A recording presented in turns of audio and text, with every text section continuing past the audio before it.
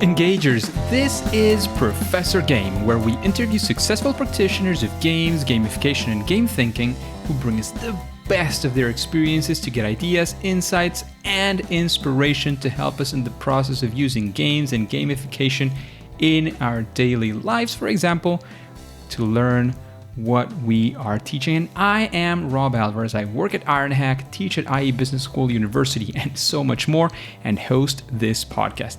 If you have an extra second, please go ahead and subscribe for free to our email list at professorgame.com/subscribe. Engagers, welcome back to another episode of the Professor Game podcast, and we are with Tricia today. But Tricia, before we get into the conversation, we need to know, are you prepared to engage? Always. Let's do this. Today with us is Tricia Underwood, who is a joy-centered executive functioning specialist who helps students and adults with ADHD and ADHD-like symptoms to learn systems, habits, and strategies to create greater success on their unique terms. And she graduated from college in literature, and a couple of years of trying to work in an office, she pursued a master in teaching secondary language arts from Tufts University. And the more she taught, the more her reputation grew for supporting students who did not fit the traditional school mold. And through her career as an inclusion teacher, leader, and learning specialist, she discovered that the elements of joy are what get all those other practical strategies for goal setting, like organization, time management, and planning, to stick. And they are a whole lot more fun to teach this way as well. And she has a book coming out in the fall of this year, 2023, based on this method. And when she's not coaching and cooking up her next book and program to teach, she does her best to be a responsible adult and parent while keeping up her practice as an expert daydreamer. We can find a lot more about her offer, services, and book at rarebirdlearning.com, where she can also sign up for her free weekly newsletter about 3 good things that have inspired her work with her clients. And that's a lot to say about Tricia. I'm sure there's a lot more, but do we miss anything that you want to make sure we point out? Oh, no, that is great. Thank you. That covers it. Fantastic. So Tricia, what does being Tricia nowadays look like? What is a regular day, week, month, whatever you want to go for? I'll just go with a regular day. I would say it looks oddly quiet. So I would say a regular day, if you were to be looking in at my regular day, you would be like, wow, that is like the quietest life ever. But what you're not seeing is underneath it all, I have this wild, wandering mind. So I have these kind of flows and routines to my day that kind of help me make that wild wandering mind a little more productive so that I can be useful in the world. So usually in the morning, I get up real early, like around 5 or 6, and I do fiction writing, which is just like a way for me to get into some creative flow that I love to do. And then, and then there's just the typical, I exercise, I get the kids to school, get the house cleaned up. And usually after exercise is when I've got all my ideas for my own business. So I usually have a little bit of deep work time where I, get all those ideas out that came to me while I was exercising. Then I just do some business stuff, get the kids from school. We have a little bit more, we have tea and table time, which is what I call it, where they do homework. I make them tea. I do my own, learning during that time. I'll, read a book for professional development or do an online course, which I love. It's kind of like a weird form of self-care for me, is to do online courses. And then I coach clients in the afternoon. So, and then it's dinner and bedtime. So that's pretty much a typical day. So boring. I don't know if anybody wants to listen to that, but that's what it looks like. Amazing. Thanks for sharing that, Tricia. And actually, let's dive deep into things, right? Okay. When you're thinking about this use of joy, as you mentioned, and as you do, and fun and these things, have you ever tried to use joy, fun, games, or whatever it is that you do in your coaching and in your teaching, and actually things did not go well? Yeah. You're trying to do something and went south. We want to be in that story, find out what happened and be there with you. Yeah, absolutely. I don't know how, too many to even count, but I have one in mind that kind of, it sticks out because it was actually I hated it. So I'll talk about that one. So if you have listeners that are teachers, they're probably very familiar with the feeling of coming up with some kind of plan or an idea and having it go south real quickly. So I was teaching 8th grade. It's what I had been, my career is mostly in high school, and this is the one year that I taught eighth grade. I refer to it as the year I taught 8th grade because it was so hard. But and that's usually, I don't know if you have listeners that are in other countries. In the US, 8th grade is usually like 13 to 14. So I was teaching this age group, and it was this particular group that was just like so low energy, and it was driving me nuts. So I decided one day we were learning the Odyssey. I was teaching the Odyssey, which is quite a long epic poem. So they were so low energy. I was like, it's going to take us like the whole rest of like, they'll be 18 by the time we're done with this. And I've got to pick up the pace here. So I decided to make it a game. I made up some kind of like, I don't even really remember all the parts of the game, but like I made it a game and they had to go to these different stations, but I made it to like, I was trying to help pick up the pace a little bit because they were so low energy. And for about 80% of the class that was usually really like flatline, it was great. Like they were like, it was a lot of the sort of more like male students were really like getting into like the competitive nature of it and like, whipping through things and really excited. And I was like, this is working. This is so great. I've never seen these kids this way before. And then I look over to the side and there was one of my students who I adored and she was crying. I made a student cry with this game, and it's because she had a learning difference which impacted her ability to think quickly while, to read and like come up with like quick judgments. She needed more time with things, and this was just like wrecking her whole confidence, and it was hitting on all of her weaknesses, and it was crushing. I couldn't believe that I made the student that I adored cried, and I felt like a monster. And I would say from that day on, I knew about this concept in education called differentiation, but I don't know that I applied it every single day to what I was teaching and how I was approaching my classes. And from then on, I was like, I will be there's not going to be a lesson plan from now on that doesn't differentiate, so that there are some different options for different learning profiles. So that sounds like the starting story of Heroes, right? the break point. Right. Yeah, for real. Thank you for sharing that story. It must have been really difficult for you at that time, doing that. And of course, differentiation is definitely, now these things. It's sort of, I don't want to say easy to realize because you already experienced it, but you can almost say it's easier, at least from a perspective of, not knowing that it was differentiation, or you're finding a new challenge at some point. How would you maybe from the start, besides of course differentiation, which you already do, would you try something different before so that this doesn't happen that way? With that particular lesson? With a lesson, with when creating these experiences, like how has this shifted your mindset? Of course, I mean, maybe it's just differentiation and that's fine, but I just want to know if there's anything like, if you approach problems differently, maybe at this point. Totally, I do. I mean, I think there's a couple things. One is I'm trying to figure out the best way to approach this question. So I would say for me now, that was about 12 years ago. And from then until now, I know for me, myself, I've become much clearer on what my values and purpose are when I am working with students. And that is so different from what the school system wants from me. So back then, I thought the school system wanted me, like I was operating under the purpose of the school system wants me to make sure these kids have a comprehension of the story of the Odyssey. That may be important, but what's even more important to me is that students learn how to read well and love to learn through reading. So those are different purposes. And so now I always start with, what am I really trying to affect and impact here that comes from a deeper place inside of me other than like some external, cultural systems expectations. So first I get clear on that. And the other thing that I use now is real deep empathy, which is that happens to be a strength of mine, even though I wasn't using it back then.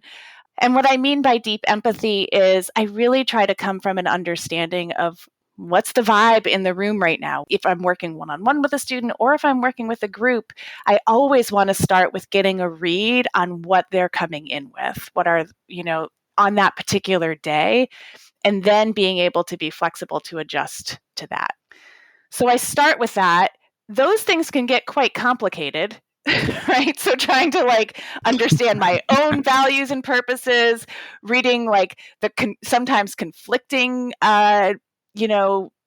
feelings and emotions that are happening in the room at the time. If you're a classroom teacher, that can get really complicated. So I really, really simplify the plan now so that it's much easier for me to be flexible with it.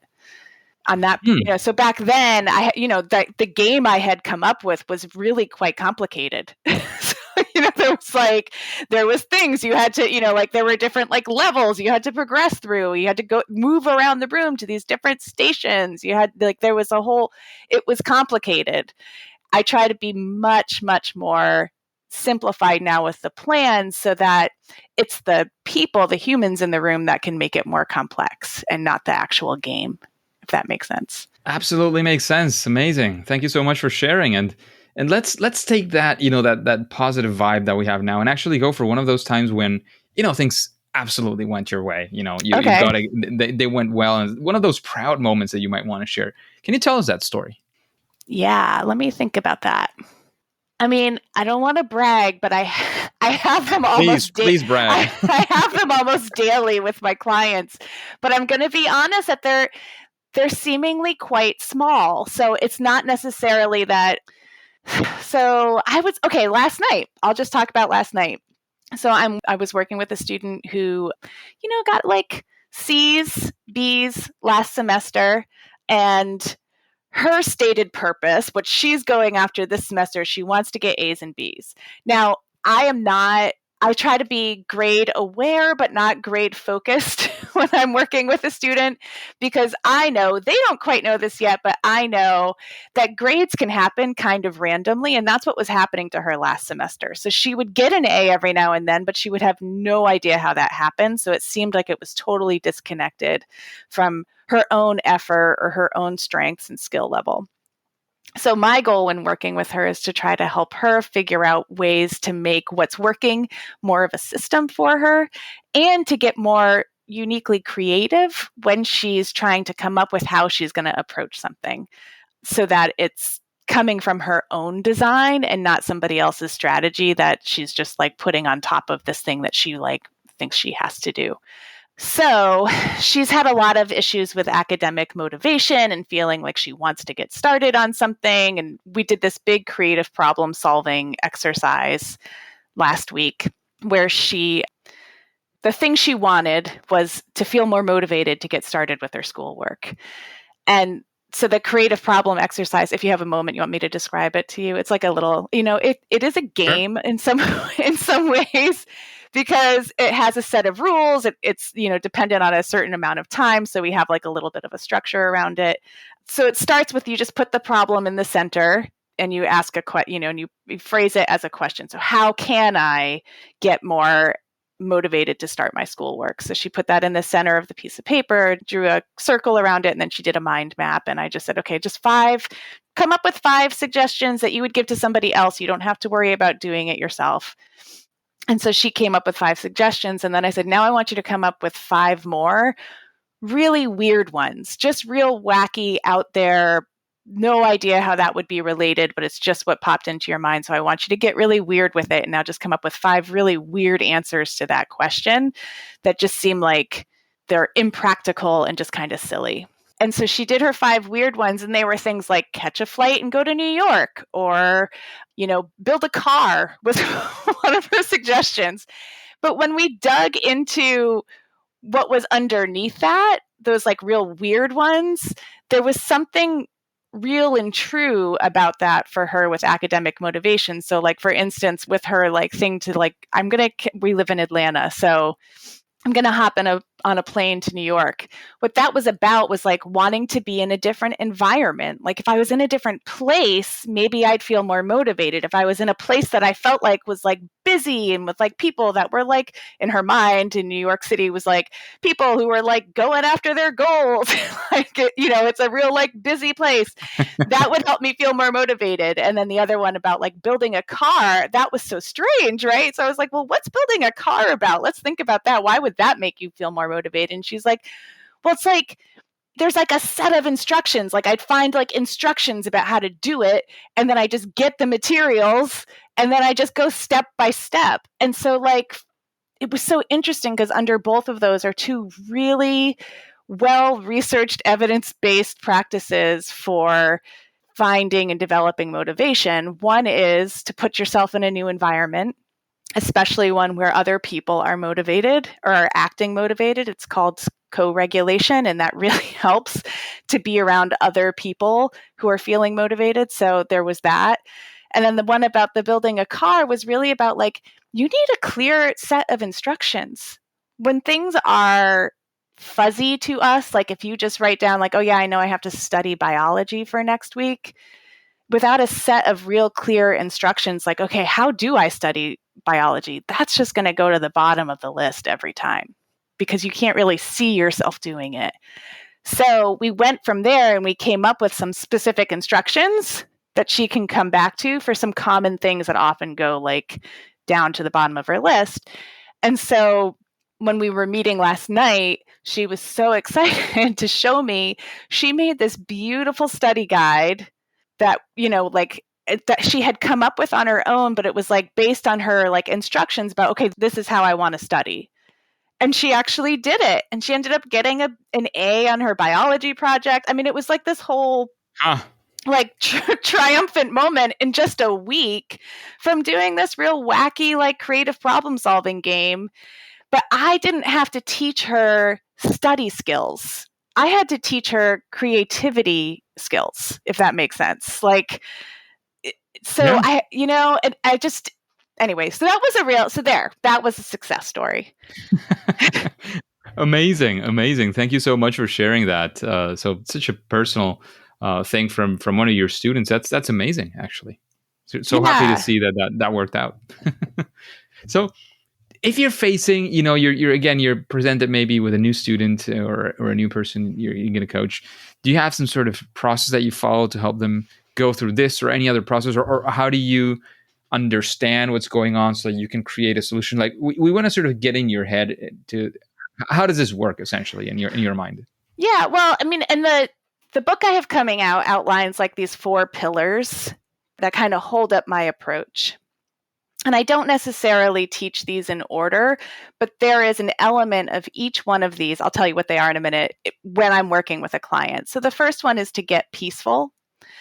And what I mean by peaceful is ways to declutter unnecessary stress from your life.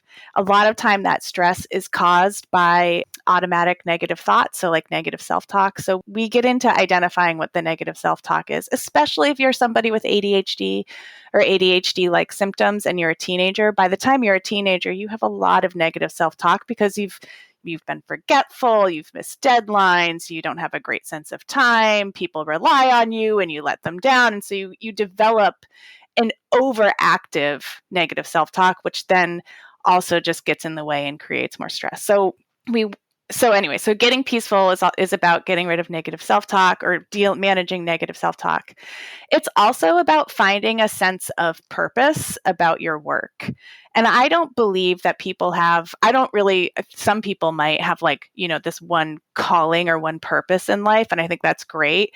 I, for one, have never been able to really like wrap my mind around that. And it drives me nuts to try to think about it. So for most of my students, a sense of purpose comes from starting to discover what your values are about what would make a really good life. And so, for some students, it's like, trying my best or being really kind to other people, or I appreciate like beauty in nature. Like that really like gets me going. So whatever your value, so we do some work to uncover some values, and then we attach those values to goals. So we don't just set like a goal, like I want to get A's this semester. We get underneath that goal and try to discover what's the value underneath that. In what way would that help you? What does that help you to feel or be that you really appreciate about having a good life? And so, so with the example of like, I want to get A's, underneath that is, well, I want to get A's so that I can feel like I am peaceful. I'm free from stress because I don't have, I don't feel like stressed out about getting the grades because I've gotten them. The thing that is interesting is once they start to uncover what those values are, they realize, oh, I can have that right now. I don't have to wait until I get the the 95 on the test or whatever. I can actually start being kind to people every day now. I can actually start being creative in my everyday life. I don't have to wait until I've gotten into Parsons. It's like, I don't know if you know Parsons. You probably do. Parsons is in Paris too. So anyway, I don't have to wait till I get into this like really competitive like art school in order to be creative and be an artist. I can do that every day with the things that I have to do. So anyway, that's all about getting peaceful. The next one is about getting playful. That's where gamification comes in. And we talk about like ways to incorporate fun, play into your everyday habits and ways that you are experimenting with trying to make your life work better and trying to approach making your life work in this like sort of experimental, playful way. And usually like the major tagline I use there is like the small things are the big things. So we try to shrink things down into a prototype and play with that and see what works. And then there is Get Sensitive, where we talk about this also brings gamification into it too. So getting sensitive is about pulling in more of your senses and making the invisible stuff more visible. That's one of the things that I love about games is how visible your progress is when you're playing a game. You know, like how far along you are in the process, or you know how many points you're getting, or so that there's an element of like fun to that kind of lets you off the hook of always second guessing, like, am I actually making progress? I don't know. So making the invisible visible is all part of getting sensitive because you're bringing in more of your senses. And then also getting sensitive is also about like managing your emotions. And then the final step and not the final, but the final pillar, it's not like I said, I kind of bring them all in. They don't work necessarily in order. The final one is to get social. And that's using like the power of how we need other people and we need relationships. We need co-regulation, which is what I was talking about earlier, in order to help us with our own moods and to help us with our motivation and our focus and also to just give our nervous systems what it needs to regulate and be happy as well. So those are the 4 pillars. In an actual session, I work them in we create small habit prototypes and then we do habit tracking. So where students kind of rate each week, like how they're doing on these habits that they're practicing or that they're trying. They also will sometimes make a little habit scorecard for themselves to keep it visible at home. And then we just work in a lot of those elements as like sort of as a like workshop approach to the stuff that they actually have going on in their lives.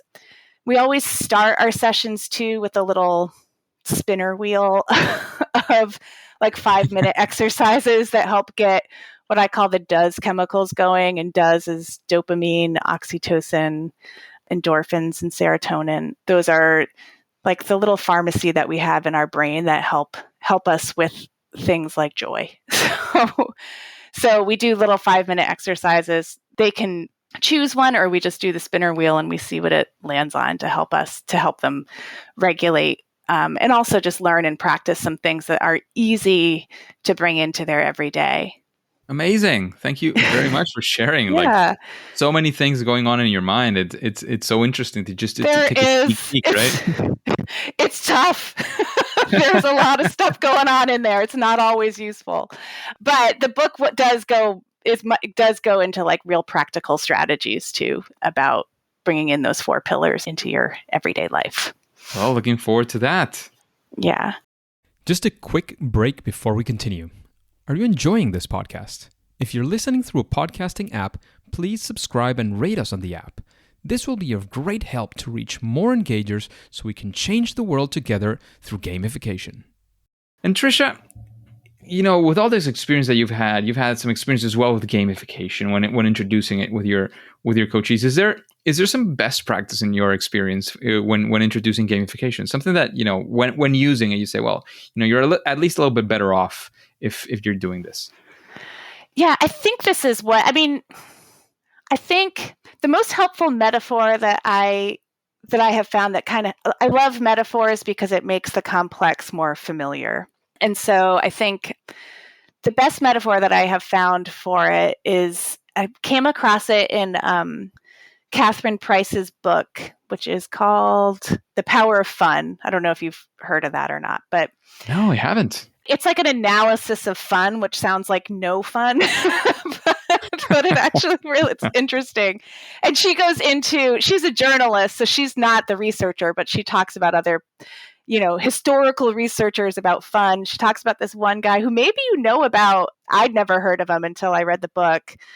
He's like a Dutch historian philosopher, again, not sounding very fun, but he wrote a book about play. Homo ludens, by the way? Yes, that one, yeah. And he talks about creating temporary worlds within an ordinary world, which to me is a game. Like, that's what we're doing when we're playing a game, is it's like a temporary world within this ordinary world that kind of frees us from the things that are holding us back in the ordinary world to experiment and play with like a new way of being. And anyway, she goes from there into talking about, Catherine Price goes from there into talking about building a playground or playground building. And that, when I think about like a strategy for creating a game, I think about building the playground, which means that you're designing like a metaphorical structure that has rules we all agree on, explicit rules we all agree on, and a goal we all agree on. And the reason why I think that's important is because when you're working with students, especially ones who are struggling, you need to build trust. Like, students need to trust themselves. They need to trust you in order to take some risks. And so I think the rules of the play, making that rule of those rules of the playground, making them something explicit, is what helps build that trust. And then the other thing about playgrounds is that the stakes are pretty low. So if you're playing, well, actually, I don't know. My daughter's 8, and I don't know if a game of hopscotch to her has low stakes. She gets pretty intense. But in general, though, that like, if you fail on the playground, if I fall off the monkey bars, as long as I'm falling in a safe way, that it's not going to be, I'm not messing up my entire life, right? So like, I think there's also something about playground building that allows for people to experiment with things in a lower stakes way. We know we can play again, right? We know we can leave and we can come back tomorrow and I can pick up another game of basketball with my friends. So like, even if I didn't have my best game that day, I know I get to try again. And I think one of the problems I have with the way our school system is based is that it doesn't make kids feel like they have other chances. If you fail one test, it's going to hurt your grade. And yeah, you can come back and try again next time, but the damage is done. So I guess when I think about creating games, especially for learning, I like that metaphor of building a playground with explicit rules, explicit goals we all agree on, and then an environment where it's clear that the stakes are low enough that you can come back and try again. That sounds fantastic. Thank you very much for that. That reflection, I'd like to call it, right? Yeah. That's the thing with grades, and that's one of my wars on grades, and especially on tests in general. Mm-hmm. And to be completely fair, I'm super good at tests. Like, it's one of the things I do best. Okay. Like I'm an overperformer in tests. Like, it's one of the best things I do. But I also have people close to me who don't perform well in tests and who are probably smarter than I am and sometimes even professionally more capable in many, many areas. And you say, well, how does a test reflect all those things? And the answer is it doesn't. Mm-hmm. It's high stakes, people get nervous. Maybe you don't know the exact answer at that point. And that doesn't mean you don't know how to, do whatever it is that you're supposed to do. It doesn't mean you didn't learn, right? It just means that you don't know the answer to that specific question. So that's kind of my war on grades and especially on tests. Yeah. And again, full disclosure, I'm a university professor and I have to teach some standard courses as well. So we have to do standard tests, right? It's what it is. I think there's potential in tests. I'm not ready to throw them out altogether. There's years ago, I doubt you could even find it now. There's this writer, she's a journalist as well. Her name's Annie Murphy Paul. And at the time she was she researched like tests and if it was possible for tests to be a way to learn. And so she felt she made this really great course for teachers called Testing into Learning. And it was about like best practices for designing tests that students actually learn from rather than, tests that just like wipe them out. And that was great. I did that with I led a group of teachers through that, and it was really transformative for them. And I'm trying to remember what some of our lessons were about that, but some of it was about actually like allowing for test revisions and also like doing shorter tests that are more frequent instead of like, one big major test that like where everything's riding on it. That also helped too. And that kind of goes along with that playground idea. Like you can come back to it and try it again tomorrow. Because I think there's something useful about the way tests do make it very visible to you where you're at with your progress. And I think that can be really motivating for a lot of students.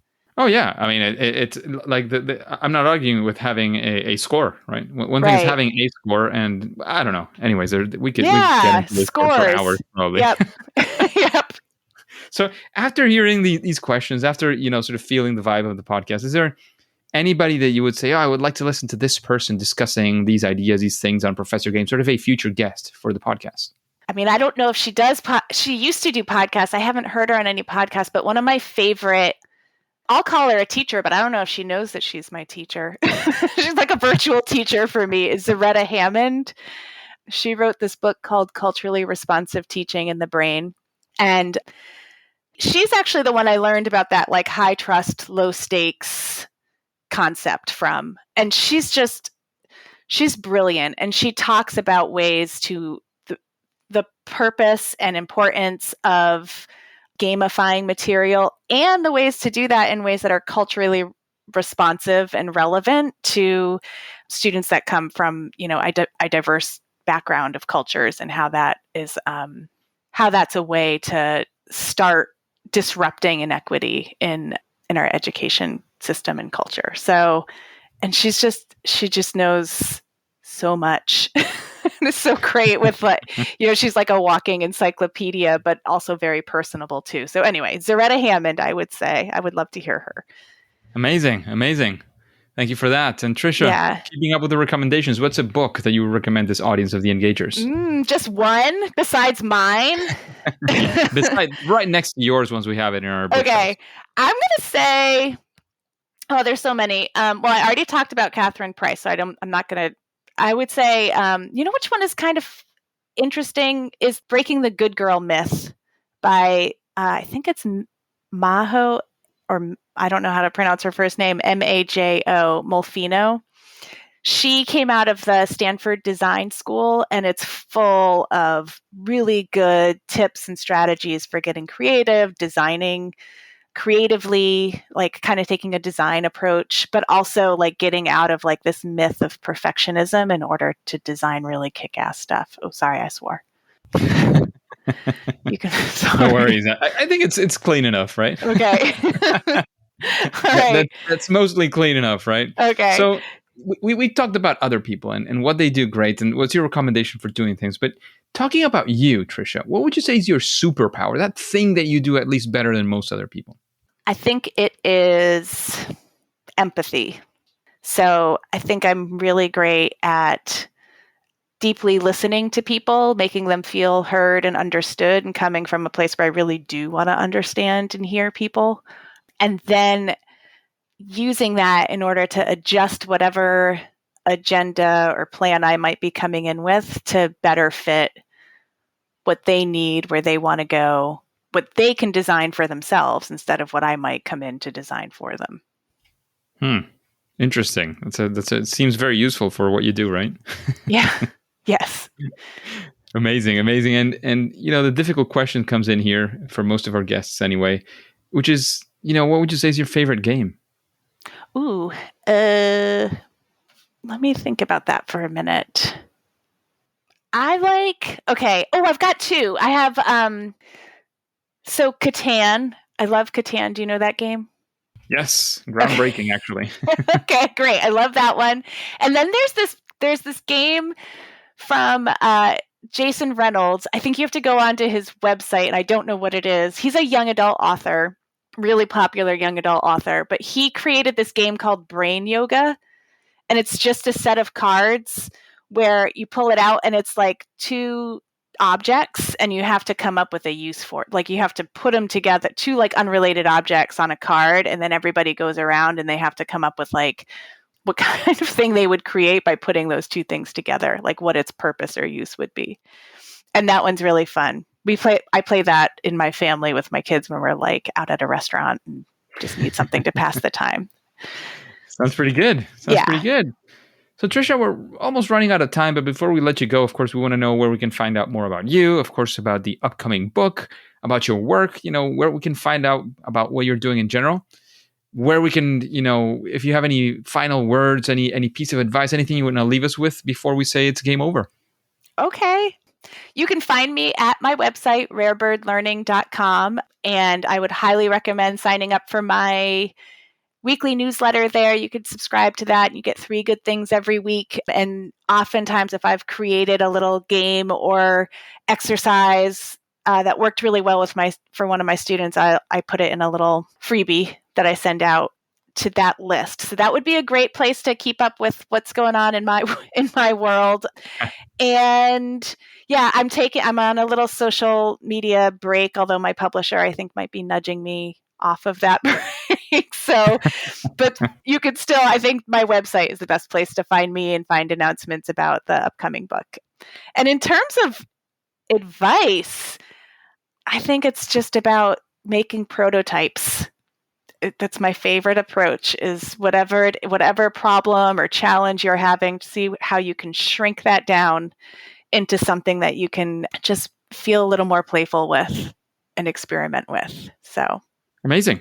Thank you so much. Thank you for all those insights, all that experience that you've shared today, Tricia. However, as our listeners know, and now you know as well, by now, and at least for today, it is time to say that it's game over.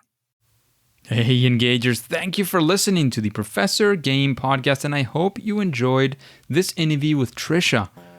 Do you have any questions that you would like to ask future guests? Like we did in our previous podcast episode, we asked questions from the audience. If you want to get your question answered live, please go to professorgame.com/question and ask that question. And once it is selected, it'll come up in a future episode and you will get your answer live from one of our fantastic guests. And remember, before you go on to your next mission, before you click continue, please go ahead, if you haven't already, and click subscribe or follow, whatever that looks like in your favorite podcast app. And that is absolutely for free. That way you'll help grow this Engagers community. And of course, listen to the next episode of Professor Game. See you there.